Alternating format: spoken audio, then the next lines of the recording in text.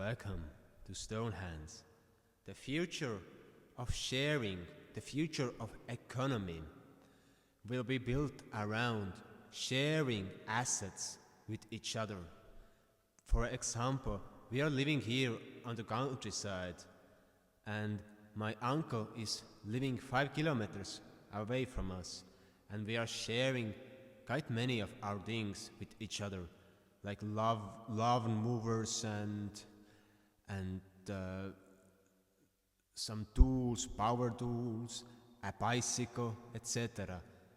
That we help each other out and share tools because we are not using all the time, every day, our stuff. Most of it is just idle, not doing anything. Idle, not doing anything. And we are just chilling around. So it's more better that we are able to share stuff that we have. But by sharing stuff, the global governments are trying to force upon us the digital currency and society where we do not own anything, that the government owns us. And that's really dangerous.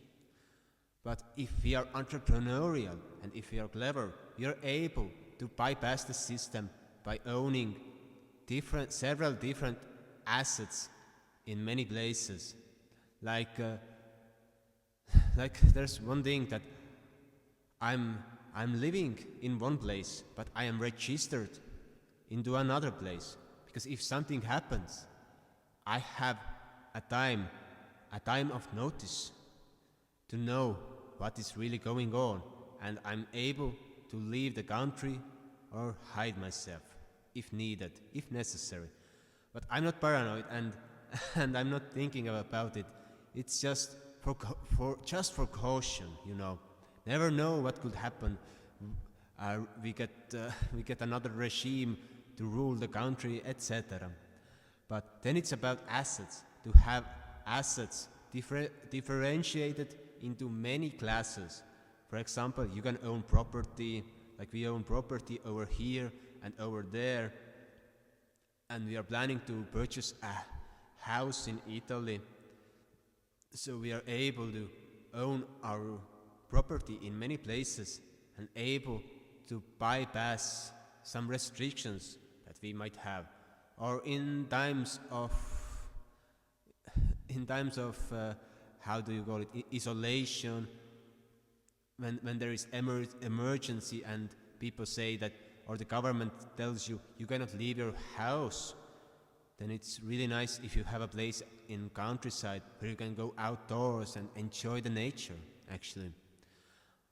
But then you have to also own several different assets, like, for example, precious metals physically, maybe virtually, cryptocurrencies, stocks, and have different bank accounts, so all of your assets are not concentrated into one place.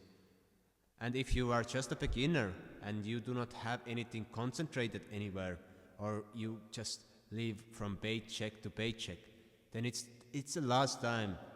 Now or never, it's time to start investing your cash. Just take 10% of monthly income and purchase something. Purchase silver, gold, some stocks, or invest into bonds, into electric cars, whatever.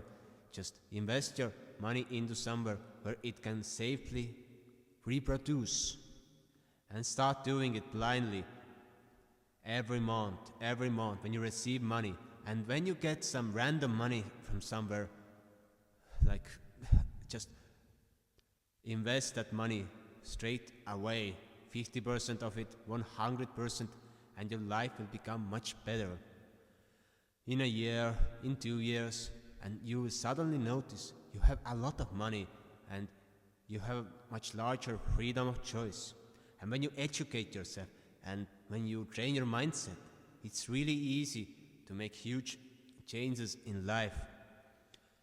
Because our society is evolving, and if we can create communities, I really love Denmark, where the government is issuing out eco-villages, that the government is creating and having eco-village initiatives. Some people say it's not right that the government is creating eco-villages, but people themselves are also creating, and they all have noticed the benefit of living in a community. And in living in community, it needs three different types of holdings. The first one is the family home, that a family owns their home and land and lives there. That's the basis of community. Then the second one is that there are rental flats or houses that people can come and try it out and test it, how it is to live in a community. And number three is the social housing, that for young people especially, or single people, that there are 3 or 4 rooms and unified kitchen where people are living, and they hang out, they learn about themselves, but they have their own private quarters. That's really important. And when you have such community built around, then you need a communal house where all the members of community can have a shared meal once a week, twice a week. And farmland, maybe you can pay to some members of your community that they would farm organic food on your premises and are able to deliver the food boxes in front of your door. And from there starts the pinnacle of creation. We were in the spring. We were in Damanhur, which is a federation in Italy.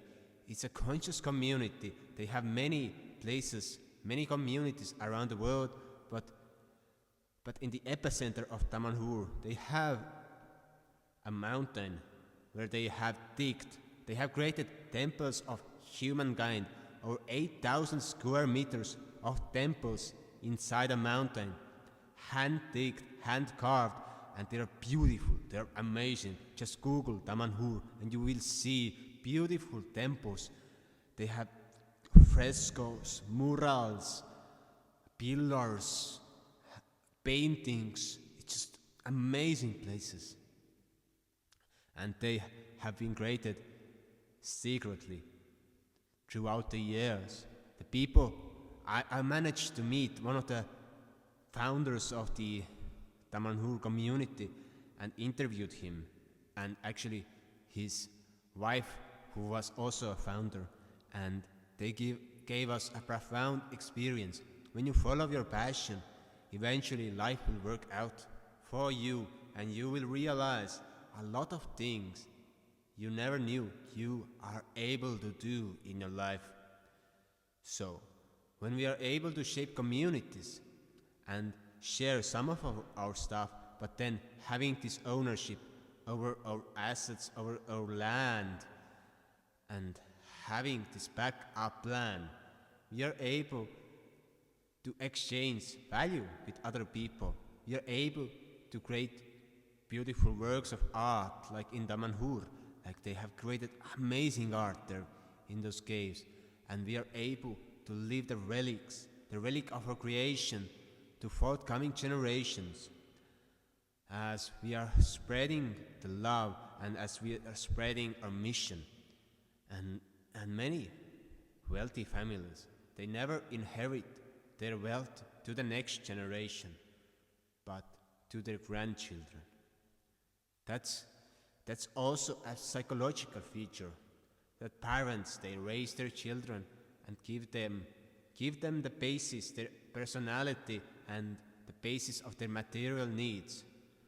But the grandparents are those who give them the knowledge and the education. And we inherit, that's tested on people, that we inherit the traits of our grandfathers and grandmothers, that we are more like to them than to our parents. So that's why it's logical to inherit your wealth to your grandchildren, not to your children, because they will waste it and they do not appreciate it as well as you do, or as their children will. So, when we are creating this new kind of ownership, when there is a lot of shared commodities and we will become more socially cohesive. As 15-minute towns, they will create communities that people can go and hang out with each other. But you must always have a backup plan when you're living in a city, because living in a city is a danger. If you do not comply with the social credit, if you do not purchase the things that the government tells you, you may be blacklisted and you may find a way out from there. So the future will be all about communities out on the countryside and in the cities. So I hope you enjoyed the video. Subscribe and see you soon.